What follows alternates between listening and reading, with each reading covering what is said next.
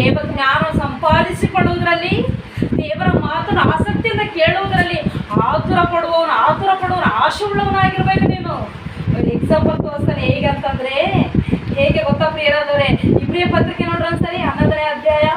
ಪೌಲನು ಇಬ್ರಿಯರಿಗೆ ಬರೆದ ಪತ್ರಿಕೆ 11ನೇ ಅಧ್ಯಾಯ 15ನೇ ವಚನ. ಇಬ್ರಿಯರಿಗೆ ಬರೆದ ಪತ್ರಿಕೆ 11ನೇ ಅಧ್ಯಾಯ 15ನೇ ವಚನ. ತಾವು ಹೊರಟು ಬಂದಿದ್ದ ದೇಶದ ಮೇಲೆ ಮನಸ್ಸಿಟ್ಟವರಾಗಿದ್ದರೆ ತಿರುಗಿ ಅಲ್ಲಿಗೆ ಹೋಗುವುದಕ್ಕೆ ಅವರಿಗೆ ಯಾವಾಗಲೂ ಅವಕಾಶವಿತ್ತು. ನೋಡಿದ್ರ ಪ್ರಿಯರಾದ ದೇವರ ಮಕ್ಕಳೇ, ಇಲ್ಲಿ ಅಬ್ರಹಾಮ, ಇಸಾಕ, ಯಾಕೋಬರು ನಡೆದಿರುವ ಹಾದಿಯನ್ನು ದೇವರು ಮೆಚ್ಚುವ ರೀತಿಯಲ್ಲಿ ನಡೆದರ ಅವರ ಜೀವಿತ. ಅವರ ಹಾದಿಯನ್ನು ಜ್ಞಾಪಕ ಮಾಡ್ತಾ ಇದ್ರಲ್ಲಿ ನಮಗೆ ದೇವರು ಏನಂತೇಳಿ, ಅವರು ದೇವರಿಗಾಗಿ ತಮ್ಮ ತಂದೆಯ ಮನೆಯಲ್ಲಿರುವ ತಮ್ಮ ಪಾಲಿನ ಸ್ವತ್ತನ್ನು, ತಮ್ಮ ಸ್ವಂತ ದೇಶವನ್ನು, ಸ್ವಂತದವರನ್ನು, ಸ್ವಂತ ಊರನ್ನು, ತಮ್ಮ ಪಾಲಿಗೆ ಇರುವಂಥ ತಂದೆಯ ಸ್ವತ್ತನ್ನು ಬಿಟ್ಟುಕೊಟ್ಟು ದೇವರ ಚಿತ್ತಾನುಸಾರವಾಗಿ ದೇಶಾಂತರ ಹೊರಟೋದ್ರು. ದೇಶಾಂತರ ದೇವರು ಕರೆದನಂತೇಳಿ ಹೊರಟೋದ್ಮೇಲೆ ಪ್ರಿಯರಾದವರೇ, ಬಹು ವರ್ಷಗಳಾದರೂ ಕೂಡ ತಿರುಗಿ ತಮ್ಮ ಸ್ವದೇಶಕ್ಕೆ, ತಮ್ಮ ಸ್ವಂತ ಬಂಧುಗಳಿಗೆ, ತಮ್ಮ ತಂದೆಯ ಮನೆಗೆ, ತಮಗಿರುವ ಆಸ್ತಿಗೆ ಬರ್ಬೇಕಂತೇಳಿ ಅಂದುಕೊಳ್ಳಲಿಲ್ಲ ಅವರು. ಏನು ಅಂದ್ಕೊಂಡ್ರವರು? ಎಲ್ಲಿ ಜೀವಿಸಿದರೇನು ದೇವರ ಮಕ್ಕಳಾಗಿ ಜೀವಿಸಬೇಕು, ಎಲ್ಲಿ ಜೀವಿಸಿದರು ದೇವರನ್ನು ಆರಾಧಿಸುತ್ತಾ ಜೀವಿಸಬೇಕು, ಮತ್ತು ಈ ಲೋಕದವುಗಳನ್ನು ಏರಿಸಿಕೊಳ್ಳುತ್ತಾ ದೇವರನ್ನು ಸಹವಾಸದಲ್ಲಿಟ್ಟುಕೊಂಡು ಜೀವಿಸಬೇಕಂತೇಳಿ ಆ ಒಂದು ಗುರಿ ಮೇಲೆ ಜೀವನ ಮಾಡಿದ್ರು ಅಬ್ರಹಾಮ, ಇಸಾಕ, ಯಾಕೋಬ. ನೋಡಿದ್ರ ಅದನ್ನೇ ಹೇಳ್ತಾ ಇದ್ದಾನೆ ಇಲ್ಲಿ. ಅವರು ತಾವು ಹೊರಟು ಹೋಗಿದ್ದ ದೇಶದ ಮೇಲೆ ಮನಸ್ಸಿಟ್ಟಿದ್ರೆ ಅವ್ರು ವಾಪಸ್ ಹೋಗೋದಕ್ಕೆ ಅವಕಾಶವಿತ್ತು. ಅವರು ಆದರೆ ಹೋಗ್ಲಿಲ್ಲ. ಅವರು ಎಲ್ಲಿ ಜೀವಿಸಿದರು, ತಂದೆ ಮನೆಯಲ್ಲಿ ಜೀವಿಸಿದರೇನು, ಈ ಇನ್ನೊಂದು ದೇಶದಲ್ಲಿ ಪರಾಯಿ ಜನರ ಮಧ್ಯದಲ್ಲಿ ಜೀವಿಸಿದರೇನು, ದೇವರನ್ನು ಆರಾಧಿಸುತ್ತಾ ಜೀವಿಸುವುದೇ ನಮ್ಮ ಜನ್ಮದ ಪರಮಾರ್ಥತೆ ಅರ್ಥ ಮಾಡಿಕೊಂಡಾರ ಅಬ್ರಹಾಮ, ಇಸಾಕ, ಯಾಕೋಬ. ಪ್ರಿಯರಾದವರೇ, ಇವತ್ತು ಅವರ ಚರಿತ್ರೆ ನಾವು ಬೈಬಲಲ್ಲಿ ಓದ್ತಾ ಇದ್ದೀವಿ, ಆದರೆ ನಾವು ಅವರಂತೆ ಇರೋಣ ಅಂತೇಳಿ ಯಾಕೆ ಮಾತಾಡ್ಕೊಳ್ತಾ ಇಲ್ಲ? ಅವರಂತೆ ನಾವು ಜೀವಿಸೋಣ, ಅವರ ಆಲೋಚನೆ ಭಾವನೆಗಳನ್ನು ಹೊಂದಿಕೊಂಡಿರೋಣ ಅಂತೇಳಿ ಯಾಕೆ ಜನರಿಗೆ ಹಂಚುತ್ತಾ ಇಲ್ಲ? ಹೌದಲ್ಲ ಹೇಳಿ? ನೋಡಿದ್ರ, ದೇವರೇ ಬೋಧಿಸನಲ್ಲ ನಮಗೆ. ತಾನು ಮೆಚ್ಚಿದ ಭಕ್ತರುಗಳ ಜೀವಿತವನ್ನು ದೇವರೇ ಪ್ರಶಂಸೆ ಮಾಡೋಣ, ದೇವರೇ ಪ್ರಕಟಣೆ ಮಾಡೋಣ. ಇವತ್ತು ನಾವು ಪ್ರಕಟಿಸುವುದಕ್ಕೆ ನಾವು ಅದರಂತೆ ಇರೋಣ. ಇದನ್ನು ದೇವರು ಇಷ್ಟಪಟ್ಟನಂತೇಳಿ ಒಬ್ರಿಗೊಬ್ರು ಹಂಚಿಕೊಳ್ಳೋದಕ್ಕೆ ಯಾಕೆ ಮನುಷ್ಯರು ಇಷ್ಟಪಡ್ತಾ ಇಲ್ಲ ಅಂದರೆ, ಈ ಮನುಷ್ಯನ ಮನಸ್ಸೆಲ್ಲ ಕೂಡ ಯಾವಾಗಲೂ ಯಾವುದರ ಮೇಲೆ ಇರ್ತದಂತೆ? ಲೋಕದವುಗಳ ಮೇಲೆ ಇನ್ನೇನು ಸಿಗ್ತದ ಪ್ರಿಯರಾದವರೇ? ನಮಗಿಂತ ಮುಂಚೆ ಸಂಪಾದಿಸ್ಕೊಂಡವ್ರ ಇದೆಲ್ಲ, ಅವ್ರೇನು ಸಂಪಾದಿಸ್ಕೊಂಡಾರೆ ಈ ಲೋಕದಲ್ಲಿ? ಅವೇ ದೊರಕ್ತದೆ, ಇನ್ನೇನು ದೊರಕ್ತದೆ ಹೇಳು? ಹೌದಲ್ಲ ಹೇಳು? ಪರಲೋಕೇನು ದೊರಕದ, ಪರದೇಶ ದೊರಕ್ತದ? ದೊರಕದವರಿಗೆ ಸಿಗಲಾರದು, ಇನ್ನೂ ಸಿಗಬೇಕಾದ ಶಾಶ್ವತ ಸ್ವತ್ತಿದೆ. ಅದು ಭೂಲೋಕದಲ್ಲಿರುವ ಈ ಲೋಕ ಜ್ಞಾನದಿಂದ, ಈ ಲೋಕಾನುಸಾರವಾಗಿ ಪಡುವ ಪ್ರಯಾಸದಿಂದ ದೊರಕದು. ಹೇಳ್ತಾ ಇದ್ದಾನೆ, ಇವರಂತೆ ಜೀವಿಸಿದರೆ ದೇವರು ಕೊಡುತ್ತೇನಂತೇಳಿ ಹೇಳಿರುವ ಆ ಜ್ಞಾನ ನಿನ್ನ ವಶವಾಗ್ತದೆ. ದೇವರ ಪರಿಶುದ್ಧರಾಗಿ ನೀವು ಜೀವಿಸುವುದಕ್ಕೆ ಆತನ ಕಾಪಾಡ್ತಾನೆ. ಇಲ್ಲಿ ಹೇಳ್ತಾ ಇದ್ದಾನೆ, ನಿನಗೆ ಕೊಡುತ್ತೇನೆ ಅಂತೇಳಿ ಹೇಳಿರುವಂಥ ಶಾಶ್ವತವಾದ ಸ್ವತ್ತು ಕೂಡ ನಿನ್ನ ಪಾಲು. ಇವತ್ತು ಅದನ್ನು ಅನುಭವಿಸುವುದಕ್ಕೆ ಅಬ್ರಹಾಮ, ಇಸಾಕ, ಯಾಕೋಬರು ಅರ್ಹರಾಗ್ಯಾರ. ಇವತ್ತು ಅವರು ಅರ್ಹರು. ದೇವರ ಮಕ್ಕಳೇ, ಇನ್ನೂ ಒಂದು ವೇ ಹೇಳ್ತಾ ಇದ್ದಾನೆ ನೋಡ್ರಿ. ಆದಿಕಾಂಡ 14ನೇ ಅಧ್ಯಾಯ 21ನೇ ವಚನ. ಆದಿಕಾಂಡ 14ನೇ ಅಧ್ಯಾಯ 21ನೇ ವಚನ. ಸೊದೋಮಿನ ಅರಸನು ಅಬ್ರಹಾಮನಿಗೆ ನೀನು ಬಿಡಿಸಿದ ಜನರನ್ನು ನನಗೆ ಒಪ್ಪಿಸು, ಆಸ್ತಿಯನ್ನು ನೀನೇ ತೆಗೆದುಕೋ ಎಂದು ಹೇಳಿದನು. ಅಬ್ರಹಾಮನು ಅವನಿಗೆ ಒಂದು ದಾರವನ್ನಾಗಲಿ ಕೆರದ ಬಾರನ್ನಾಗಲಿ ನಿನ್ನದರಲ್ಲಿ ಯಾವುದನ್ನು ತೆಗೆದುಕೊಳ್ಳುತ್ತಿಲ್ಲವೆಂದು ಆಕಾಶಗಳನ್ನು ಮಾಡಿದ ಪರಾತ್ಪರ ದೇವರಾಗಿರುವ ಯೆಹೋವನ ಕಡೆಗೆ ಕೈ ಎತ್ತಿ ಪ್ರಮಾಣ ಮಾಡುತ್ತೇನೆ. ನೋಡಿದ್ರ, ಇಲ್ಲಿ ಪ್ರಿಯರಾದ ದೇವರ ಮಕ್ಕಳೇ, ಅಬ್ರಹಾಮನು ತನ್ನ ಸ್ವಂತ ತಂದೆಯ ಮನೆಯನ್ನು ಬಿಟ್ಟು ಹೊರಟುಬಿಟ್ಟ. ಎಲ್ಲಿಗೆ? ದೇವರು ಕರೆದಲ್ಲಿ ದೇವರು ಕರೆದನಂತೇಳಿ ಸ್ಥಳವನ್ನು ಬಿಟ್ಟು ಹೊರಟೋದ ನಂತರ ಮತ್ತೆ ಒಂದು ಪ್ರಶ್ನೆ ಆತನಿಗೆ ಎದುರಾಯಿತು. ಏನದಂದ್ರೆ, ತಾನು ಹೋದಲ್ಲಿ ಆ ಸೊದೋಮಿನ ರಾಜನ ಪ್ರಿಯರಾದವರೇ ಅಲ್ಲಿ ಆಸ್ತಿಯನ್ನು ಕೊಡ್ತಾನೆ. ಏನಂತೇಳಿ, ನೀನು ಯುದ್ಧದಲ್ಲಿ ಜಯಿಸಿದ್ದೆಲ್ಲ ಅಬ್ರಹಾಮನೇ, ಆ ಜನರನ್ನು ನನಗೊಪ್ಪಿಸು, ಆ ಒಂದು ಬಂದಿರುವಂಥ ಒಂದು ಆಸ್ತಿ ಆದಾಯವನ್ನು ನೀನೇ ತಕೊಂಡು ಹೋಗು ಅಂತೇಳಿ ಸೊದೋಮಿನ ಅರಸರು ಹೇಳ್ತಾನೆ. ಇಲ್ಲಿ ಅಬ್ರಹಾಮನ್ ಏನಂತಾರೆ, ಎಲ್ಲವನ್ನು ಸೌರಿಕೊಳ್ತಾನೆ. ಹೇಳ್ರಿ ಏನಂತಿದ್ದಾರೆ, ಆ ಒಂದು ದಾರವನ್ನಾಗಲಿ ಕೆರದ ಬಾರನ್ನಾಗಲಿ ನನಗೆ ಅಸಲು ಬೇಡ. ನೋಡಿದ್ರ, ಪರಲೋಕ ಭೂಮಿ ಆಕಾಶಗಳನ್ನು ಉಂಟು ಮಾಡುವ ಪರಾತ್ಪರ ದೇವರೇ ನನಗೆ ಐಶ್ವರ್ಯ ಅಂತಂದುಕೊಂಡು ಜೀವನವನ್ನು ನಡೆಸ್ಯಾನ. ಅಂದ್ರೇನು, ನೀನು ಓದಲೆಲ್ಲ ಆಸ್ತಿ ಐಶ್ವರ್ಯಗಳು ನಿನಗೆ ಒದಗುತ್ತವೆ, ನಿನಗೆ ಪ್ರಶ್ನೆಗಳು ಬರ್ತವೆ. ಈ ರೀತಿಯಲ್ಲಿ ನೀನು ಯಾರ ಪಕ್ಷವಿರ್ತಿದ್ದಿ? ದೇವರ ಕಡೆಗೆ ಇರ್ತಿದ್ಯಾ?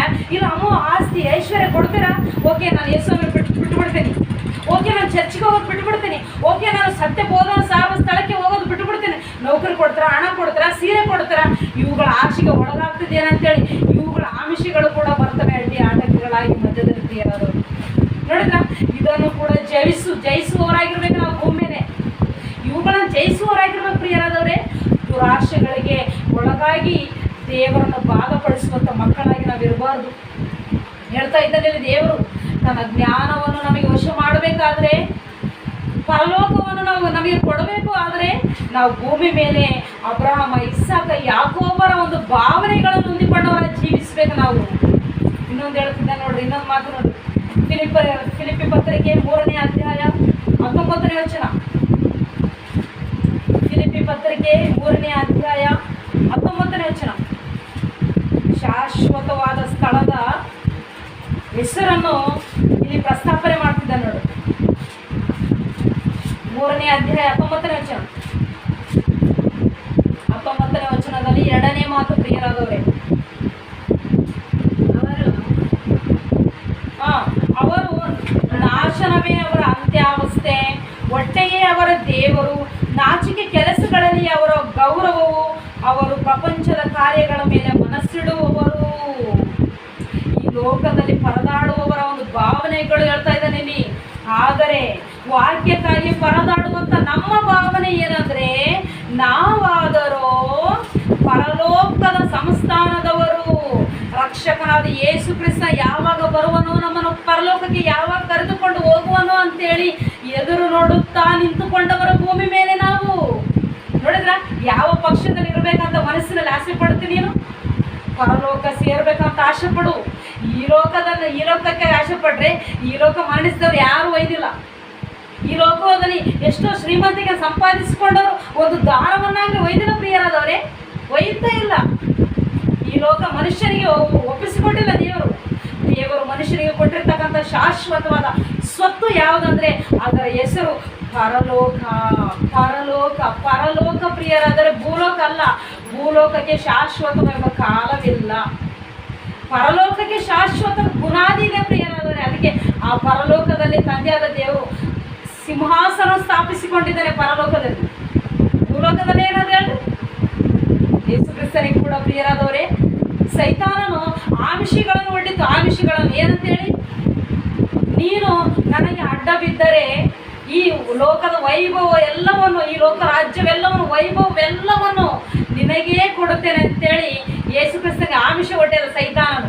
ಈ ಜನರೆಲ್ಲರ ನಿರಪಕ್ಷ ಮಾಡ್ತೀನಿ, ಎಲ್ಲ ಅಧಿಕಾರಗಳು ಎಲ್ಲ ದೇಶಗಳಿಗೆ ನೀನೇ ಒಡೆಯನು, ರಾಜನು ನೀನೇ, ಒಂದು ನನಗೆ ನಮಸ್ಕಾರ ಮಾಡ್ಬೇಕು, ನಿನ್ನ ತಂದೆಗೆ ಅಲ್ಲ ಅಂತೇಳಿ ಈ ರೀತಿಯಲ್ಲಿ ಷರತ್ತು ಹಾಕಿದರೆ ಯೇಸು ಕ್ರಿಸ್ತನು ಬಗ್ಗಲಿಲ್ಲ ಪ್ರಿಯರಾದವರೇ.